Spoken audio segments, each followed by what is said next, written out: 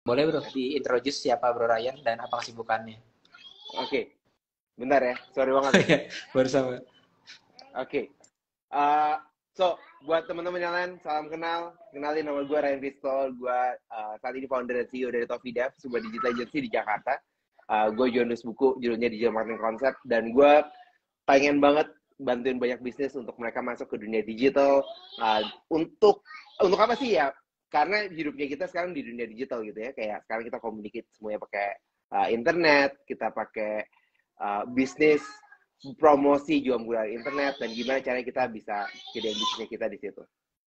Ya, Itu ya. sih sedikit dari Oke. introduction. Ya, jadi teman-teman, Bro Ryan ini seorang pakar digital marketing, penulis buku Digital Marketing Concept namanya. Tapi uniknya, jadi spesialisasinya adalah di Search Engine Optimization, jadi SEO ya teman-teman ya. Dan menangani banyak bisnis juga di bidang SEO. Bahkan kemarin itu gue sempat melihat salah satu webinarnya Bro Ryan juga kan baru ada itu ya Bro, How to Track Your SEO Keyword ya. Sama yang Yes. sebelumnya itu yang menarik yang ngomongin mengenai local SEO, to be the market leader in your local area ya. Nah itu jadi menarik juga. Mungkin gue bisa tanya-tanya ke lu juga, gimana sih caranya sebuah bisnis yang sekarang katanya udah post pandemik, mudah-mudahan beneran post pandemik ya nggak kembali lagi ya. Itu gimana sih harus tetap memanfaatkan marketing online? Alasannya apa kira-kira bro? Nah, kita emang masuk ke dunia yang baru nih, dunia yang cukup unik menurut gue ya, karena kita combine antara online sama offline. Sekarang kita masuk, orang banyak ngomong namanya hybrid gitu ya. Gue nggak tahu Hmm. sih Hmm. what's gonna happen in the next few months gitu. Kita memang nggak bakalan masuk uh, ke mudah-mudahan nggak masuk ke pandemik lagi, di Hmm. mana semua bisnis, local bisnis itu suffering. Tapi kita masuk ke era yang baru. Gue excited banget dengan era yang Hmm. baru ini, karena mau gak mau suka kita harus pakai online sebagai medianya kita untuk promosin apapun yang kita tawarkan. Karena Hmm. uh, dari dari gimana caranya kita ketemu sama orang sekarang. Gue gak tau sih dengan lu, tapi dengan bisnisnya Hmm. gue sekarang, ketemu orang, ketemu face to face, fun, it's really fun. Hmm. Tapi on certain area, kita bakalan keep it, meetingnya online dulu deh, apalagi kalau Hmm. perkenalan, baru mau Hmm. tanya-tanya lebih jauh, Hmm. dan itu saving time dan save cost dari sisi bisnis. Nah, apakah itu bakal stay? I believe it will stay.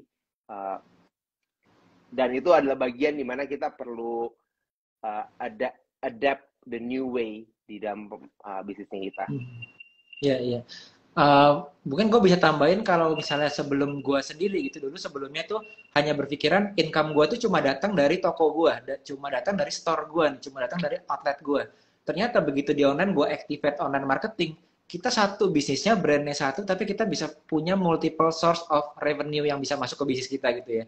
Dan Yes. itu kayaknya akan tetap ada walaupun di luar sana offline-nya udah mulai bagus ya. Jadi ini mungkin Yep. yang nggak bisa disadari sama teman-teman yang selama ini belum activate online marketing secara optimal ya. Terutama yang di offline ya, karena kita ngomongnya kadang-kadang online tuh berarti untuk bisnis e-commerce aja ya, atau untuk bisnis full online aja ya, tapi ternyata enggak ya bro. Mungkin dari lu sendiri, apa sih yang terjadi dari klien-klien lu yang sekarang kriterianya punya lokasi, punya store, apakah mereka shifting ya udah saya tidak pakai online lagi dan fokus ke offline deh karena offline udah jalan, atau apa yang mereka lakukan sebetulnya, mungkin jadi bisa insight buat teman-teman juga. Nah, malahan banyak yang dari offline-nya mereka, mereka justru cari cara gimana mereka bisa activate ke daerah-daerah di luar dari lokasinya mereka. Hmm. Karena Ya, online, uh, kalau kita ngeliatin ke satu daerah kita di Jakarta ya, kita di hmm. Jakarta yang which is mungkin tempatnya kita, uh, daerah yang dulu terkenal banget namanya Mangga Dua gitu. Hmm. Wah, semua orang mau buka toko mau kios di Mangga Dua. Hmm. Tapi sekarang apakah begitu kejadiannya? Apakah orang masih mau pergi ke Mangga Dua kah? I hardly believe. Ya, ya, itu jadi Tapi primadona banget ya padahal dulu ya. iya, wow, dulu mau beli apa-apa ya ke Mangga Dua gitu. Nah Hmm. sekarang, uh, mereka yang punya lokasi di sana, benernya mereka juga kesulitan karena trafficnya nggak datang. Dan di bisnis kan mau gak mau suka kita mesti pikirin trafficnya. Orang yang datang ke dalam Hmm. tokonya itu udah banyak setiap hari. Ribuan, puluhan ribu, ratusan ribu, jutaan. dan online memungkinkan kita untuk dapetin masa yang lebih besar dari seluruh Sabang sampai Merauke. Nah, jadi beberapa klien malahan mereka mereka cari cara gimana caranya mereka bisa distribusi ke daerah-daerah yang lebih luas dengan biaya yang lebih efektif dan karena kalau kirim dari Jakarta ke daerah timur kan cost-nya gede banget kan ya. Dan itu adalah salah satu opportunity yang kita punya di Indonesia.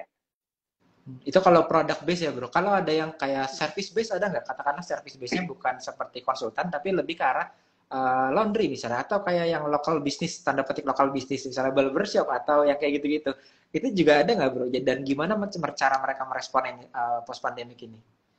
Nah, kalau yang local business, kemarin sempat bahas yang tadi lu sempat mention, gue pernah bahas sedikit mengenai local SEO. Gimana orang karena sekarang mereka fasih banget dengan penggunaan teknologi dan kita di era yang gampang banget dapetin GPS gitu ya. Location-nya kita tuh gampang banget untuk didetect.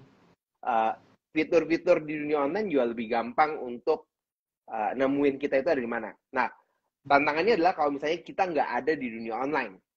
Misalnya, oh gue pengen potong rambut nih. Gue potong rambut di mana ya? Apakah ada di daerah gue? Ada yang baru nggak nih? Ada yang kekinian nggak? Oke. Di mana gue carinya ya? Suka nggak suka, mau nggak mau ya kita carinya di online. Nah, itu gampang banget untuk orang ngelihat, orang baca review, orang cari location, dan itu adalah satu bagian yang semua bisnis kalau mereka nggak mau masuk ke sana, malahan missing out lah ya, jadinya ya. Big opportunity. Yang baru-baru kan, ya, mereka yang baru, yang fasih dengan teknologi yang bakal menang. Gue berapa kali using the local area itu jadi enak banget sekarang.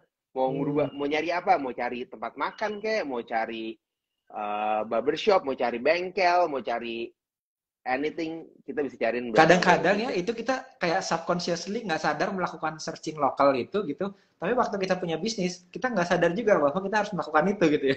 Padahal secara customer, saat kita jadi customer kita udah menggunakan itu loh sebetulnya. Bener banget. Nah itu banyak banget tuh yang missing out banget di situ, dan mereka yang oh iya ya, kenapa nggak ada ya? Dan bahkan banyak yang ketemu gitu, pas ketemu, oh udah pakai ini belum? Nih coba kita cari ya. Gue biasa di handphone gitu, gue liatin, nih loh yang orang cari dari bisnis lu itu ini. Dia kayak, oh ada yang tanya, oh ada yang kasih review, ada yang ini. Dan yang menariknya adalah semuanya itu bisa terjadi secara instan. Artinya kita nggak prepare, kita sebagai yang punya bisnis, kita juga nggak tahu bahwa kita itu diomongin sama orang. Tapi ya platform-platform yang ada sedikit mungkin tanda petik kurang ajar gitu ya. Mereka masukin kita aja di database-nya mereka. Terus kita tiba-tiba yang, oh ada yang masukin begini. Ternyata gue punya ya, gitu, di Google My Business ada ya punya gue ya gitu. Dan itu banyak ya kayak gitu ya. Yes. Nah itu gue kemarin kebetulan pertama kayak kalau nonton habis Om Deddy Corbuzier kemarin ngundang Menteri Komunikasi juga kan, kita punya resources ke depannya untuk internet itu bakal lebih kencang lagi kan di seluruh Indonesia kan. Dan yang kedua, gue juga baru ngeliat itu bahwa kalau kita marketer atau pebisnis ini lagi mikirin Gen Z, ternyata setelah Gen Z ada Gen Alpha ya. Kata Gen Alpha itu yang dari 2010 lahirnya sampai 2024. Kalau Gen Z lahirnya di era internet, kalau ini hidupnya di era internet gitu ya. Ibaratnya kalau gue berpikir itu mereka nih udah bukan cuma berbisnis saja, tapi pacaran pun sambil streaming main game gitu kan. Itu kan era Gen Alpha tuh ya.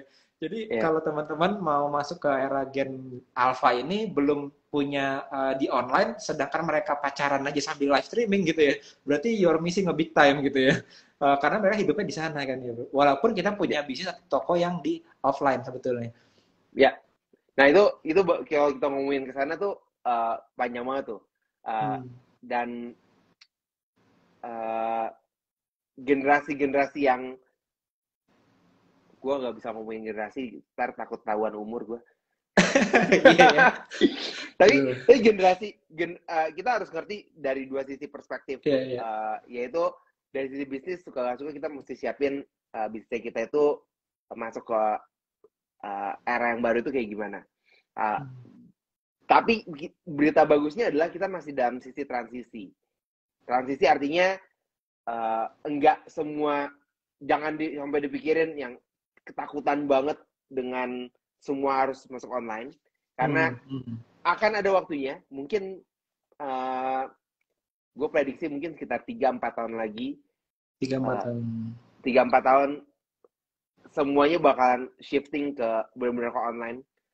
Offline ini bisnis sekarang lagi cari bentuk, menurut gue nyari bentuk gimana caranya especially yang offline, product base ya kayaknya, yang disrupt gede banget ya.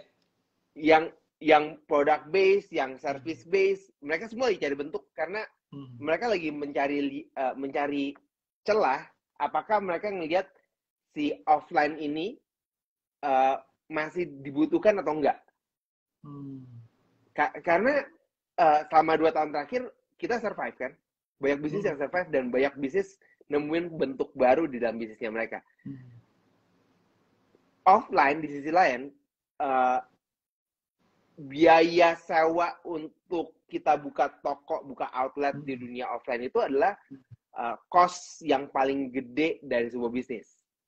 Gua tahu lu punya bisnis offline juga kan? Hampir sama dengan biaya kita untuk nge-hire karyawan lah ya, seimbang gitu ya, kurang lebih ya. Cukup bebannya cukup besar gitu ya. Bahkan kalau tempatnya lebih bagus bisa lebih mahal lagi ya, si fixed assetnya ya.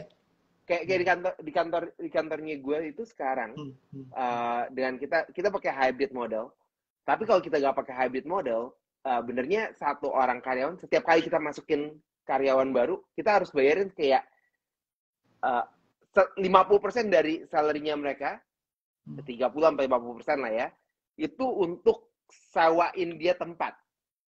Karena kan kalau kita ngitung-ngitung lah ya, satu tempat itu untuk nambahin satu kursi, kan kita harus tambahin square-nya, kita harus dan segala macam, tambahin internet, tambahin listrik dan segala macam. Kurang lebih itu setiap bulan cost-nya sekitar 30-50% dari salary-nya dia.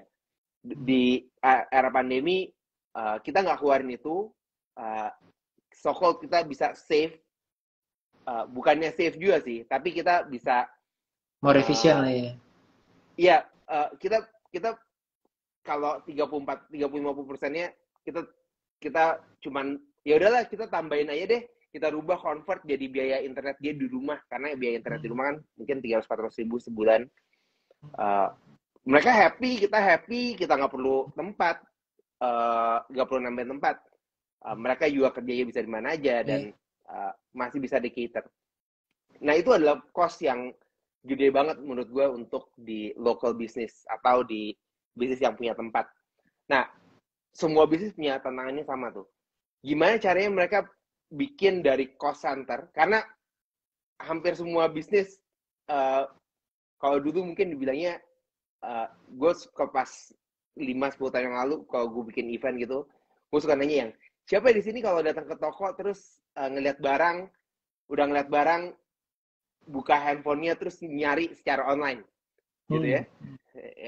Comparison dengan harga langsung on the spot gitu kan. Kalau dulu itu mungkin nggak semua orang melakukan hal tersebut. Tapi sekarang ya kita suka melakukan hal itu lah. Kita even kalau kita lagi udah nyetir aja, kita mau makan di mana ya sekarang ya, gue searching di TikTok makanan di daerah itu gitu ya, oh ternyata ada makanan viral di situ ya gitu, dan kita langsung makan siang di situ kan. Jadi itu local search juga ibaratnya ya. Nah, jadi dengan semua teknologi yang terjadi ini, gimana caranya bisnis harus adapt ke era tersebut. Nah, itu yang jadi tantangan buat semuanya. Gue gak bisa bilang itu gampang, gak bisa bilang itu mustahil, tapi sebagai pebisnis suka kita harus siapin ke sana. Setuju banget sih. 5 tahun ke depan, 3-4 tahun ke depan teman-teman. Memang ada bisnis yang kayak product base itu bener-bener kan sekarang lagi trennya itu potong jalur dari pabrik langsung ke consumer ya. Jadi tengahnya ini makin akan dipotong gitu. Tapi juga ada kesempatan di mana yang produk online ini mereka merasa bahwa gue perlu untuk customer itu experience megang produk online shop gue nih, lalu bisa trial baju gue nih gitu kan. Makanya ada di mall ataupun di lokasi-lokasi tertentu kan ada yang providing location untuk join customer experience buat si online shop ini kan, itu juga mulai muncul ya. Dan itu Yes. menarik juga ya untuk diobrolin juga. Nah, kalau yang jasa kayak misalnya yang harus ketemuan, gue rasa itu nggak akan 100% full ke online sih. Iya, misalnya kayak barber tadi ya.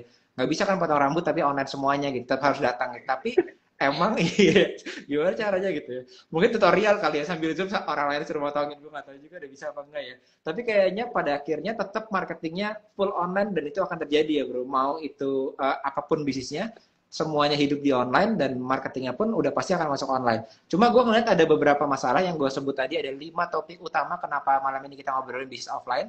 Adalah pertama, masih banyak mindset terutama di kota besar aja masih ada problem ini. Apalagi di yang daerah gitu. Dia punya budgetnya sangat limited, terutama yang offline. Karena gue udah bayar buat location, kayak lu udah bayar buat agency lu, udah ada certain location, budgetnya besar lagi fix asetnya gitu ya.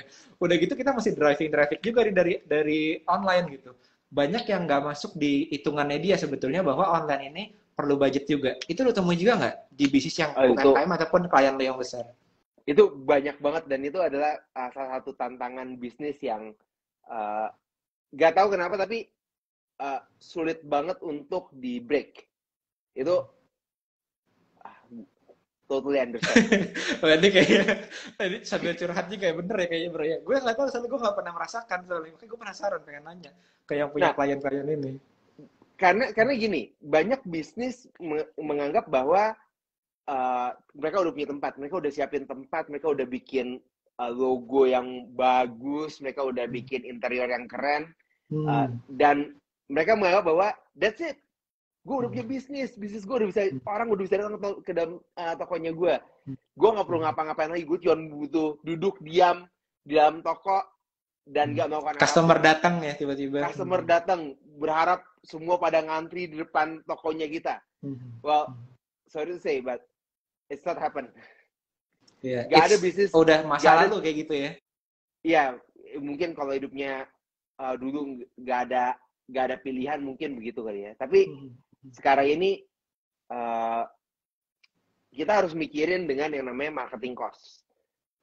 Biaya untuk kita ngelakuin marketing, dan ini harus dijatah, harus dimulai dari sebelum kita mulai bisnis. Jangan sampai pada saat kita udah jalanin bisnisnya, malahan kita nggak mau keluarin budget untuk marketing cost-nya. Karena marketing yang bakal bisa bikin bisnis kita bertumbuh. Kalau kita nggak pakai marketing cost, maka ya nggak bakal ada yang datang, nggak bakal ada yang ngelihat kita itu ada. Dan pastikan untuk yang UMKM nih, terutama untuk yang UMKM, budgetnya itu nggak kecil, nggak pernah kecil. Tipsnya adalah selalu budgetin kurang lebih 30% dari total cost-nya kita, itu adalah untuk biaya marketing. Karena kalau enggak, malahan kita yang kegerus dan kita nggak dapat market apa-apa. Karena memang semuanya hidup di online itu memang betul ya. Sekarang semuanya makin ke generasi A dari generasi Gen Z itu melihatnya di online. Sedangkan kalau kita nggak punya budget sama sekali, paling nggak budget modalnya itu kalau teman-teman baru mulai banget ya effort untuk masuk ke online dan semuanya dibuatin gitu ya. Sesimpel tadi yang Bro Ryan bilang Google My Business aja, banyak yang nggak ngerawat dengan baik juga gitu, nggak dioptimasi dengan baik gitu ya. Itu kan budget juga sebenarnya yang budgetin effort kita ya. Iya. Nah, itu kan semua yang kesannya online itu kesannya gratis. Online itu selalu kesannya gratis. Oh, kita bikin Instagram. Oh, kita ngajakin sekolah bisnis Instagram live. Wah, itu keren banget. Pasti bisnis gue tiba-tiba rame dan segala macam. Iya.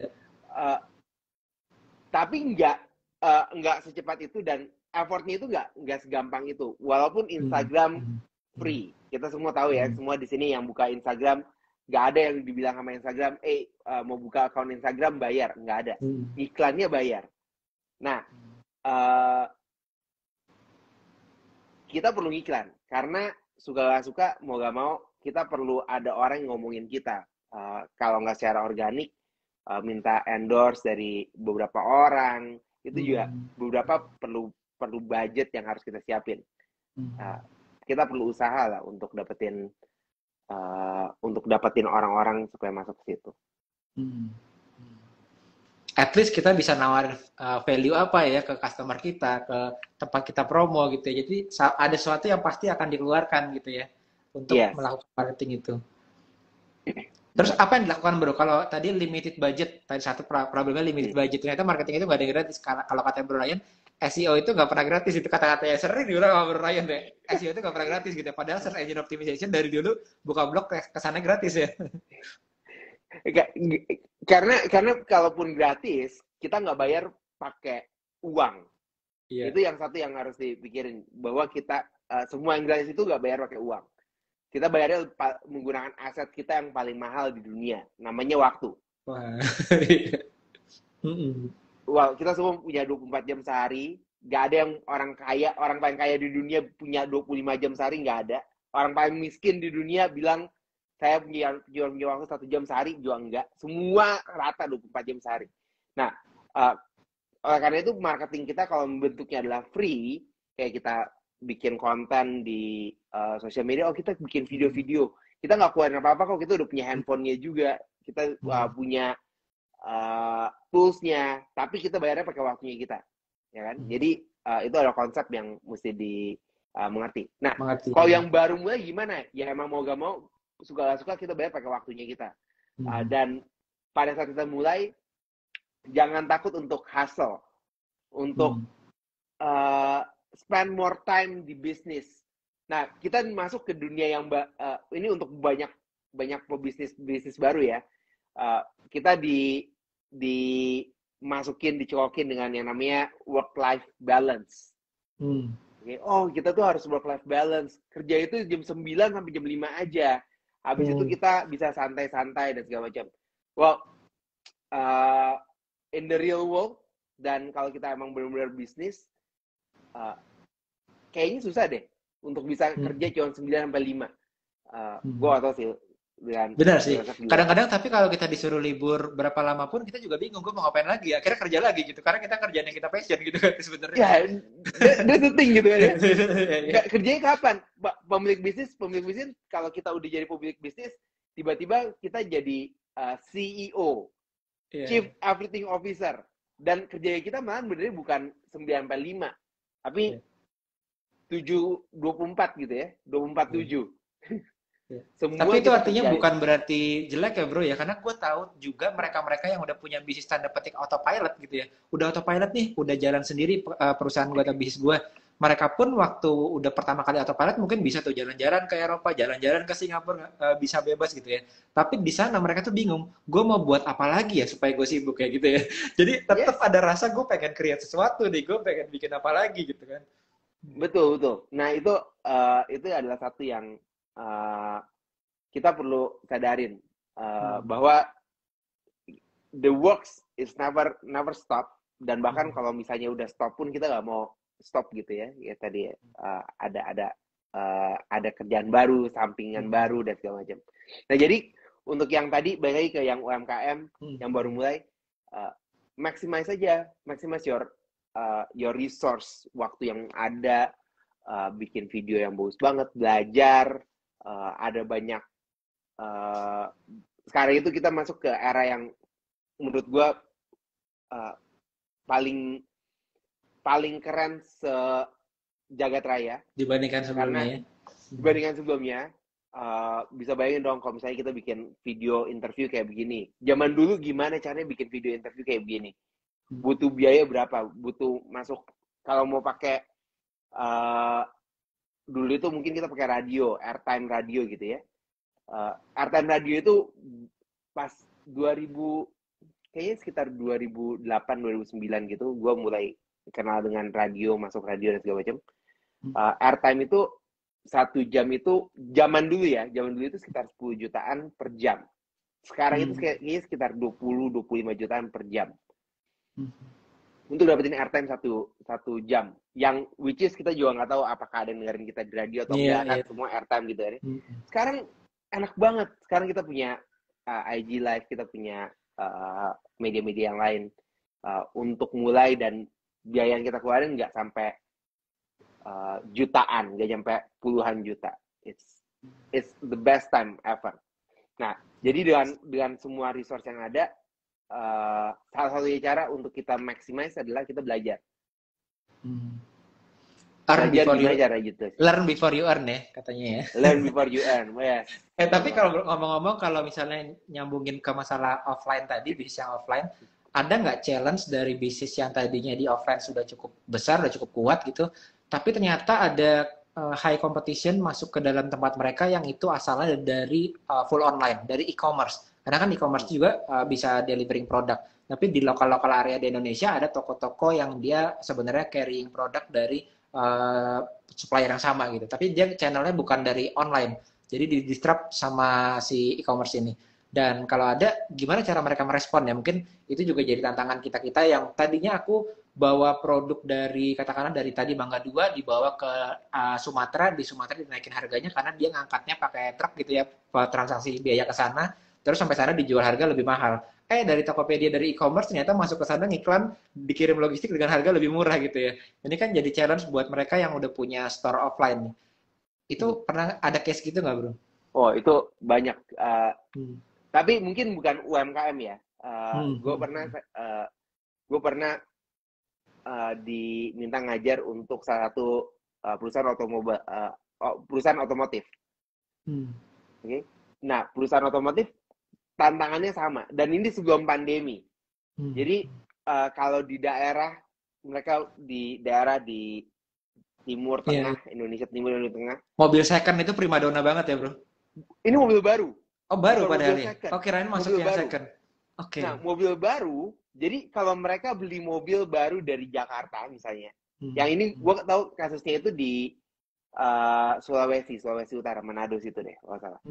Jadi tantangannya mereka adalah kalau customer di Manado beli mobil dari Jakarta, di mobilnya itu dikirim dari Jakarta, dibawa mobilnya langsung ke Manado dengan biaya beli di distributor di Manado, harganya masih tetap lebih murah di Jakarta. Oke. Jadi mereka punya tantangan, ini resmi loh, bukannya dan itu dari perusahaannya biar resmi. Jadi karena kan di perusahaan pasti ada mikir biaya distribusi dan segala macam kan ya. Nah, jadi dari kantor pusatnya pun kalau belinya dari brandnya sama, distributornya sama, belinya dari Manado dibandingin dengan beli dari Jakarta, harganya lebih tinggi di Manado. Jadi dealer yang ada di Jakarta ini bisa lebih dapat sales lebih tinggi kalau dia jual ke area luar Jakarta gitu kan, karena dia harganya lebih murah totalnya ya. Yes, dengan udah biaya sama ongkos kirimnya juga gitu kan. Jadi mereka juga tanya how to do it, gimana caranya supaya kita bisa compete di era tersebut. Mungkin tadi sama kan ya. Iya, betul, ini betul. kelasnya udah ya ini lebih rumit lah, lebih kompleks. Nah, kalau misalnya itu kejadian sama kita, yang online ini disrupt, apa yang bisa kita jalanin? Apa yang bisa kita kerjain untuk marketnya kita itu nggak ke disrupsi dengan online? Satu yang kita nggak bisa lawan adalah speed, kecepatannya kita. Nah, jadi suka-suka mau gak mau kita harus compete di speednya kita, waktunya kita, gimana cara kita delivery, customer support. Karena pelanggan itu semua punya rata-rata tuh punya kesamaan. Kesamaannya adalah pengen di escort, pengen dilayanin. Nah, pada saat kita bisa masuk ke bagian tersebut, menurut gue kita nggak perlu terlalu takut. Karena berita bagusnya adalah di Indonesia, lu tau kan payment method yang paling populer di Indonesia apa? Iya, bank transfer ya. Bukan. COD ya, COD ya. COD. That's true kan? Yeah. Cash on delivery. Dan sama cash on delivery itu masih paling tinggi, sebenarnya kita di bisnis lokal itu masih punya harapan.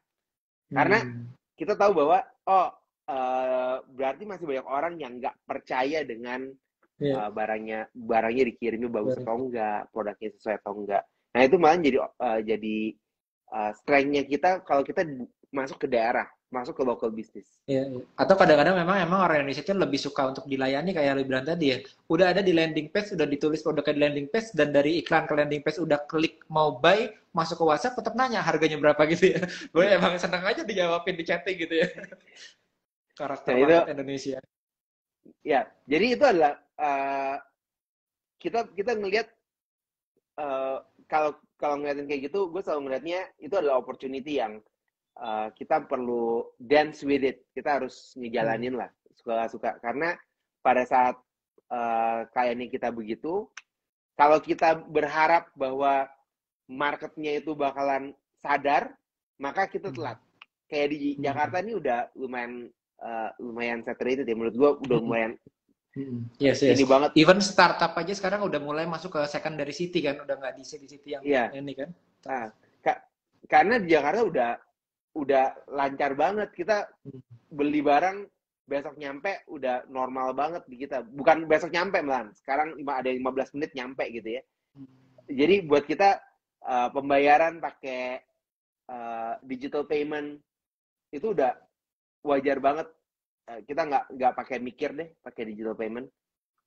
Bagi Pak setelah pandemi pakai digital payment semua. Tapi berbeda dengan yang di daerah. Nah, kalau kita mau compete di Jakarta, it's gotta be another game, another level of knowledge yang perlu kita masukin. Tapi ya opportunity-nya tetap masih gede.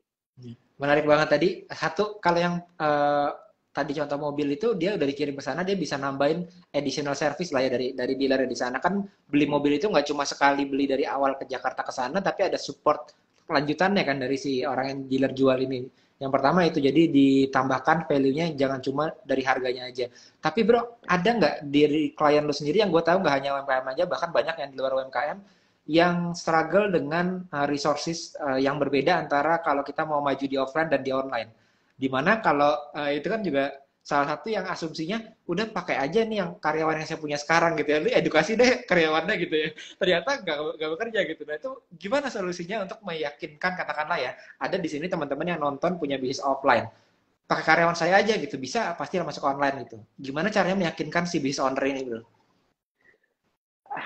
Itu pertanyaan bagus banget dan itu kejadian sama kita di selama pandemi dan Hmm, sebelum pandemi juga. ya. Uh, Gimana caranya mengenai resource? Karena kalau ditanyain online ini makhluk apa sih? Uh, Ya ini makhluk yang baru. Memang suka gak suka kita harus akuin bahwa we are in the new era. Uh, Dunianya itu kita nggak punya lulusan. Yang pasti adalah digital marketing, kita nggak punya lulusan yang kayak akuntansi di kampus atau arsitektur di lulusan arsitek gitu ya. Digital marketing nggak ada. Nah, kalau shifting, apakah bisa atau enggak? Jawabannya adalah bisa iya, bisa enggak. Dan selama pandemi, Hmm. gue banyak banget dapetin klien-klien yang mereka karena alasan keadaan, Hmm. jadi mereka Terpaksa shifting waktu itu ya. terpaksa shifting. Nah, tapi pada saat shifting, suka-suka mereka harus nambah knowledge mereka, upgrade knowledge mereka. Karena online kan beda ya, kita ngomongin kayak ada traffic, ada conversion, ada engagement, ada SEO, PPC, social Hmm. media marketing, email Kalau marketing, dan teman-teman segala macam. belum tahu, bisa dapetin bukunya tuh, Digital Marketing Concept namanya ya, dari Nah, Bro Ryan. boleh juga lihat bukunya, jadi beli, jadi tahu dasarnya gitu ya. Hmm. Nah, Lanjut lanjut bro. uh, jadi dengan pengetahuan yang baru itu, ya mereka suka-suka mereka harus tambah knowledge-nya mereka. Kalau nggak bakal nyambung, atau mereka bakal ketinggalan sama kompetitor yang mereka berani berani invest ke orang-orang yang uh, lebih ngerti dengan kondisinya. Karena kan tadi kan biasanya tuh yang ngerti digital marketing itu Gen Z, Gen Y, mereka Hmm. udah paham lah, lebih paham dengan digital. Uh, jadi mau gak mau sih harus upgrade knowledge-nya sih, baik lagi, learn before you earn. Gue melihat bahwa ada pebisnis yang waktu pandemi itu shifting ke online, terpaksa pindah dari offline juga supaya ada source tambahan, itu mereka belajar, si ownernya ini belajar sebetulnya. Tapi begitu ownernya balik ke bisnisnya, mereka kayak gelagapan untuk harus resourceku ini harus aku upgrade sendiri, aku ajarin, atau aku harus pakai digital agency tapi nggak tahu cara berinteraksi sama agency, malah agensinya dibikin nggak berhasil, padahal sebenarnya berhasil gitu ya. Jadi nggak tahu ukurannya gitu. Nah sebetulnya si business owner ini waktu dia udah punya bisnis offline, terus dia masuk ke tempat bisnisnya dia sendiri, dia harus ngerekrut orang baru atau orang yang saat itu tuh bisa diubah menjadi pasukan online media gitu. Ada mungkin jadi Nah, pertanyaan juga nih buat teman-teman nih. itu juga banyak banget yang nanya. Hmm. Uh, apakah bisa di-convert atau enggak? Tergantung dari uh, my my answer adalah tergantung dari orangnya. Apakah orangnya Hmm. emang bisa di mold atau enggak, bisa diajarin atau enggak? Hmm. Karena bagian yang paling susah dari seseorang adalah apakah mereka mau berubah atau enggak. Hmm. Ya, Merubah mereka job mau desk tuh nggak gampang ya. berubah job desk gak gampang. Apalagi kalau misalnya orangnya itu memang stable gitu ya, yang Hmm. orangnya kerjain itu doang. Karena uh, beberapa tahun yang lalu gue masih ketemu beberapa perusahaan, Hmm. mereka masih pakai di kantornya mereka masih pakai Hmm. Windows XP. Oh gitu. Jakarta Dan ini itu bukan atau di kota besar? di Di Jakarta, daerah. di Jakarta. Oke. Perusahaannya juga Ya. besar. Ya. Terus kan gue sempat tanya dong, itu komputer nggak mau diupgrade gitu. Uh, Gila, udah lama banget gitu. ya, Ini ya. 2010-an loh ya, bukannya 2006, 2007 Hmm. enggak, 2010-an. Hmm. Gue gak ingat beberapa tahun yang lalu gitu. Tapi jawabannya dia adalah nggak bisa dirubah karena orangnya nggak mau berubah. Jadi timnya mereka karena Hmm. prosesnya mereka itu cukup kompleks, sehingga pada saat mereka mau ngerubah satu sistem, mereka harus benar-benar uh, pikirin dari A sampai Z. Hmm. Karena Oke. ada banyak orang di dalam bisnis yang uh, tadinya ada tulisan start gitu ya, tahu ya Ya. kalau yang Ya. pakai Windows kan dulu pakai Hmm. start gitu ya, Di ujung diklik kiri start gitu ya. ujung kiri kan, terus kan sekarang nggak ada kan, sekarang cuma Hmm. bunderan doang kan. Gambar Nah, flagnya berubah itu Windows. Hmm. gambar flag Windows doang. Berubah itu aja buat beberapa orang itu udah menakutkan. Hmm. Nah, nah kalau misalnya perusahaan kita, mudah-mudahan perusahaan kita nggak kayak gitu. Ya, Mudah-mudahan ya, kita ya. terus-terusan upgrade. Hmm. Nah, tapi kalau misalnya bagian kayak gitu, bisa diajarin nggak orangnya? Mending cari orang baru lah. Iya, Nah, iya, itu iya. bikin Hmm. divisi baru atau kita gimana Iya, caranya iya, iya.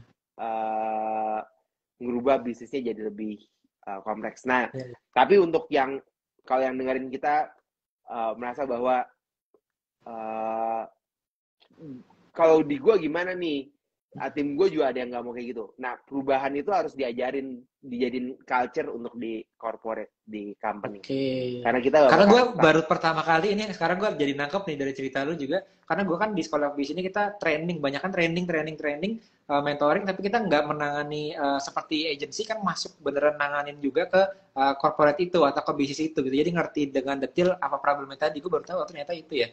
Karena sebagian dari mereka yang udah ikut business owner yang ikut training, mereka ada kendala itu, udah masuk ke bisnisnya tapi nggak berhasil ngerubah bisnisnya dia sendiri nih ke online. Dan yang gue lihat yang berhasil justru dia nyiapin resource khusus buat si online marketing ini gitu ya. Itu yang Yes. gue lihat itu. Benar-benar. Itu juga salah satu yang paling cepat, paling gampang gitu ya. Jadi kalau Hmm. tanyain perlu bikin tim sendiri atau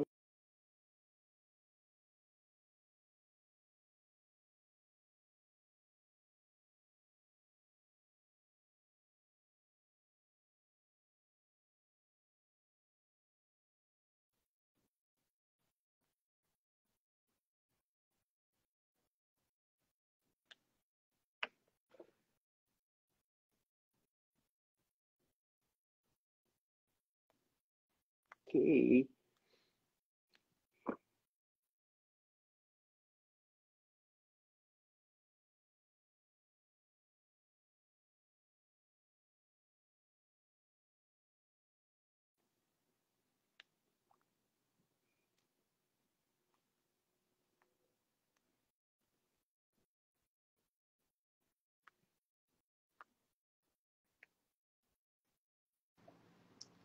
Halo. Halo. Nih kayaknya udah connect lagi sekarang. Oke. Tadi sempat ada telepon soalnya gue lupa ini notif tadi. Oke, siap. Jadi gimana tadi bro? Silakan dilanjutkan. Ya, jadi untuk bisnis yang mau masuk ke dunia online is Iya. is a bit uh, gak ada cara yang harus bikin tim sendiri atau merubah tim Hmm, yang lama. hmm. Kita harus ngerti dari timnya kita itu kayak gimana dan kita Karakter rubah ya. culture-nya Hmm. dari awal untuk bisnis kita. Oke. Nah, mungkin kita masuk ke topik yang selanjutnya itu adalah tadi udah masuk ke gimana offline ternyata supaya bisa survive juga. Tadi udah case yang otomotif, terus masuk ke ternyata kita bisa ownernya udah teredukasi sama online. Kalau tim kita belum ngerti online pun jadi struggle buat kita untuk merubah bisnis kita nih yang di offline. Nah, yang gue temuin juga adalah yang punya store, punya location, udah punya timnya, mereka kendala untuk mengkonversi orang yang masuk jadi customer dia walaupun telah menggunakan agency gitu ya. Kadang-kadang kan harapannya agensinya terus dong sampai dapetin customer sampai di closingin gitu. Padahal ada bordernya kan antara agency sama si bisnis itu sendiri gitu ya. Nah, mungkin ini buat teman-teman antara lead generation sama lead conversion yang harus dimiliki juga nih sama resource-nya si business owner-nya kan sebetulnya ya. Nah, Hmm. supaya nggak kadang-kadang gue denger ini kayaknya gue udah coba Facebook Ads Agency atau SEO Agency atau agensi-agensi yang mendatangkan traffic. Ternyata nggak berhasil loh. Ini agensinya nggak bagus loh gitu kan. Ternyata leads-nya udah masuk, orang yang nge-call udah ada, yang telepon udah masuk gitu ya. Tapi si bisnisnya malah yang nggak capable untuk nge-closingin si orang ini gitu ya. Itu lu tahu juga nggak bro? Banyak banget mintanya ke agensi dikirain kita itu mesin pengganda uang gitu ya. Iya, Kan udah pakai agensi, udah dong bisnis gue bisa bertumbuh dong, bisnis gue bisa gerak. Uh, itu gak ada uh, beberapa kita bantu mereka untuk diskusi. Jadi biasanya kalau yang kayak begitu uh, mungkin gue bisa bilang 90% bakalan fail sama kita kalau di tempatnya kita at least. Karena ekspektasinya mereka terlalu tinggi. Nah, tapi di sisi yang lain kita juga kasihan juga kalau misalnya sampai mereka hadapin hal tersebut dengan bisnisnya mereka. Mereka berharap ada yang ngebantuin mereka dan kita juga mau ngebantuin mereka karena di kita juga salah satu tugasnya jadi agensi adalah kita ngebantuin orang untuk mereka bisa lebih berhasil dan mereka bisa nyerahin tugas yang mereka mau minta sama kita kerjain. Cuman sadly to say nggak segampang itu. Kalau gue analogin dengan ngebangun rumah gitu ya, maka kita perlu tahu dulu rumah kayak apa yang mau kita bangun. Jadi dari bisnisnya harus udah ngerti nih, oh kita bakal mau bangun rumah tuh yang kayak begini. Nah, dalam proses bangun rumah itu kan ada banyak pihak yang dipakai. Kayak ada kalau kita udah tahu mau bikin rumah 3 lantai, kita nggak langsung bilang sama tukang nembok, ini bikin rumah 3 lantai. Terus ya kalau bikin rumah 3 lantai, pintunya di mana, ruangannya apa aja, kita kan perlu ada arsitekturnya. Nah, di situ kalau misalnya kita mau pakai agency, juga sama. Agency itu ada tukang. Agency itu kebanyakan agency ada tukang. Kita tukang SEO, kita tukang masang iklan, tukang sosial media. Tapi yang punya big picture-nya itu adalah si bisnis. Harusnya bisnisnya yang bisa ngedrive kita, mau dibawa kemana sih pemasaran secara online ini.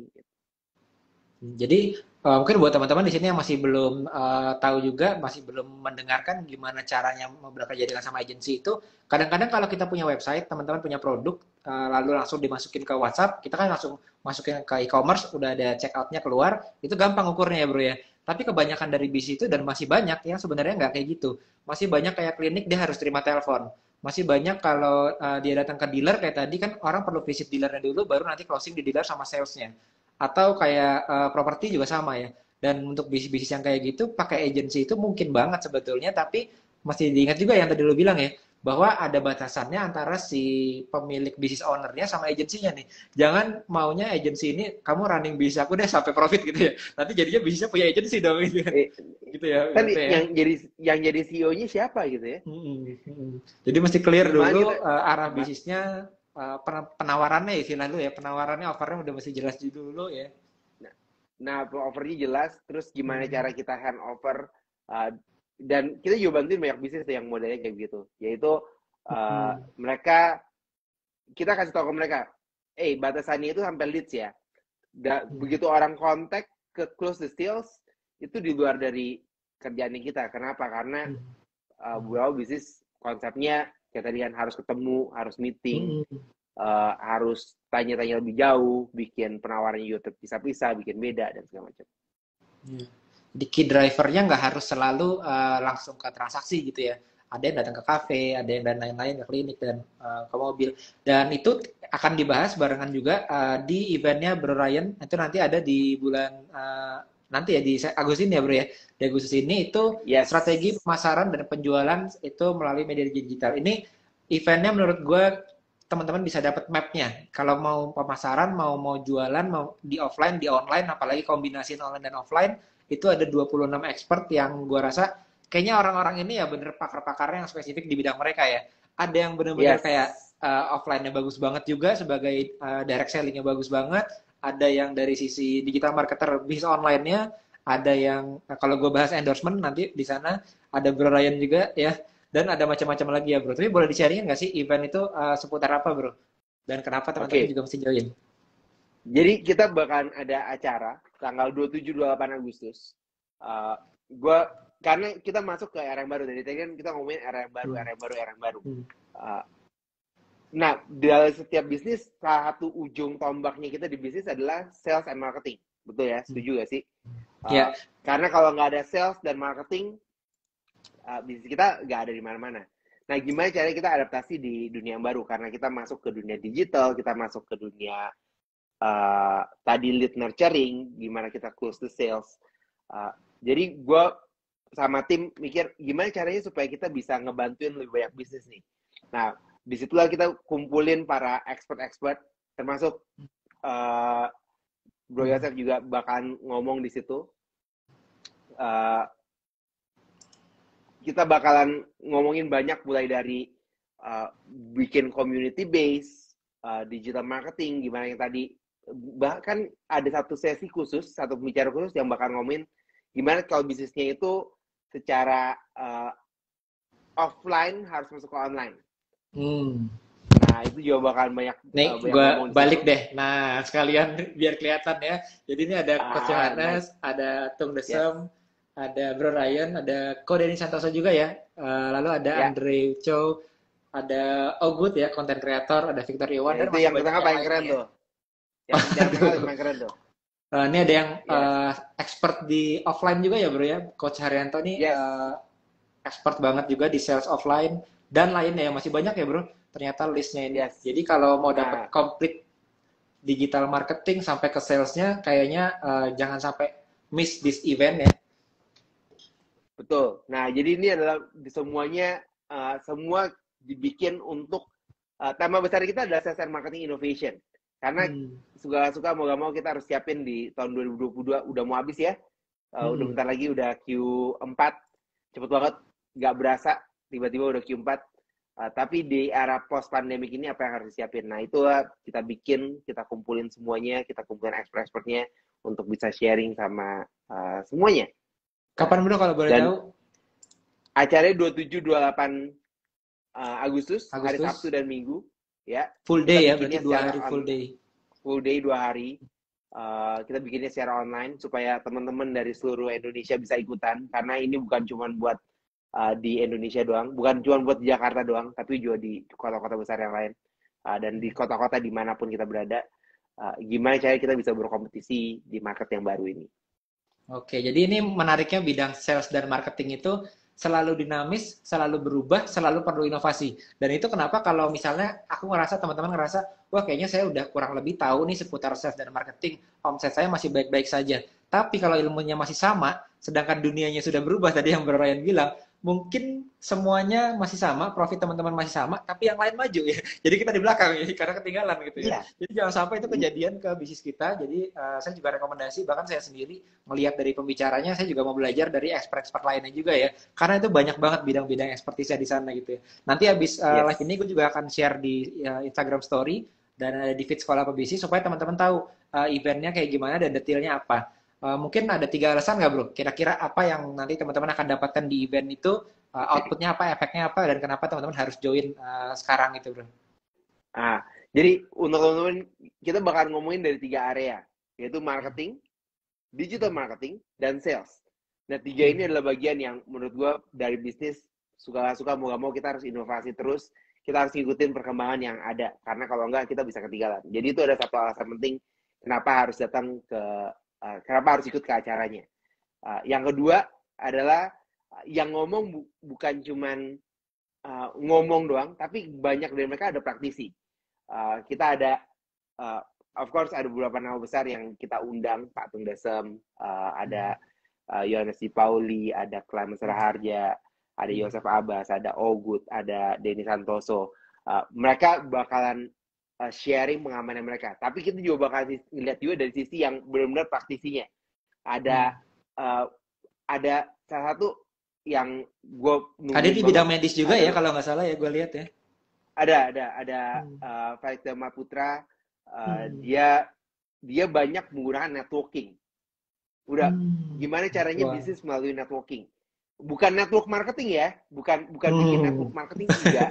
Network marketing is good, tapi ternyata ada cara networking lain dengan community base, gimana caranya dia mengembangkan bisnis. Ada pemilik bisnis yang bisnisnya udah gede, tapi dia masuk ke online sebagai additional income stream lah ya. Nggak additional income dia nggak mikirin. Jadi untuk brandingnya dia ya, supaya orang lebih banyak yang aware. Branding. Iya, ternyata dia dapetin insight-insight yang cukup menarik dari melakukan hal tersebut. Nah, itu yang salah satu yang bisa jadi inspirasi buat teman-teman ngikutin acara ini, bukan cuma dapetin ilmunya doang, tapi dapetin pengalaman dari orang-orang yang udah praktek. Oke, bisa dicek di idmc.io ya, kalau nggak salah websitenya apa bro? Yes. Kalau nggak salah. idmc.io. idmc.io ya. Ya. Oke, thank you bro, udah sharing-sharing nih. Malam ini nanti gue harap, ini tadi gue baru bilang idmc.io, teman-teman bisa catat, bisa dicek habis ini untuk tahu detailnya siapa aja gitu. Karena bukan cuma ada key speakersnya aja, tapi ada banyak praktisi yang mungkin jarang kita explore ya. Kalau kita fokusnya di online, kita jarang tuh nge-explore gimana caranya grow dengan networking. Padahal di sana ada pakar untuk networking personalnya juga ya. Dan ada pakar buat closing untuk di offline-nya juga. Jadi ini kayaknya gue bilang tadi, ini jadi map buat teman-teman. Kalau sekarang baru di offline aja, lengkapi yang online-nya. Kalau sekarang baru di online aja, lengkapi juga yang offline-nya atau personal selling-nya ya bro ya. Ya, karena satu yang kita banyak pebisnis, ini kesalahannya gue, kalau gue boleh ngaku dosa, dalam awal-awal karir, dosanya gue adalah mendewakan online. Artinya yang, gue tuh harus pakai ini doang. Gue udah bisa SEO, gue bakal pakai SEO. Gue nggak mau pakai yang lain deh, gue bakal pakai ads dan segala macam. Tapi di sisi lain ada yang pakai sosial media. Gue pakai sosial media aja, gue nggak mau pakai SEO, gue nggak mau pakai iklan. Gue udah di sosial medianya udah berkembang banget. Dan itu ada banyak kesalahan yang dilakuin sama pemilik bisnis, apalagi yang masih baru-baru. Mereka mikir yang, udah cukup kok di situ aja. Ternyata dunia ini luas banget gitu ya. Dan gue seneng banget bisa ketemu sama banyak orang, bisa belajar banyak dari mereka, jadi gue punya wawasan yang baru. Dan itu yang pengen gue bagikan juga sama yang lain. Jangan sampai kita cuma fokus di offline doang, jangan sampai kita fokus cuma di online doang, jangan cuma kita fokus ke sales doang. Karena dengan kita mengkombinasikan semuanya, atau dibilang sama orang-orang itu 360, omni channel, dengan kita ngelakuin itu, malahan bisnis kita bisa bertumbuh bukan cuma 2 kali lipat, bukan cuma 3 kali lipat, tapi bisa sampai 10 kali lipat, 20 kali lipat, 30 kali lipat. Nah, gimana caranya? Yang paling gampang adalah belajar dari orang-orang tersebut. Ya. Oke, thank you bro, udah sharing-sharing nih malam ini, kayak dapat insight yang luar biasa banyak juga ya, terutama gimana caranya offline bisnis itu kendalanya apa aja dan gimana cara transisinya. teman-teman langsung bisa join ke idmc.io, nanti teman-teman bisa cek sendiri di websitenya. Thank you Bro Ryan, sampai jumpa lagi Bro di kesempatan lainnya Bro. Thank you.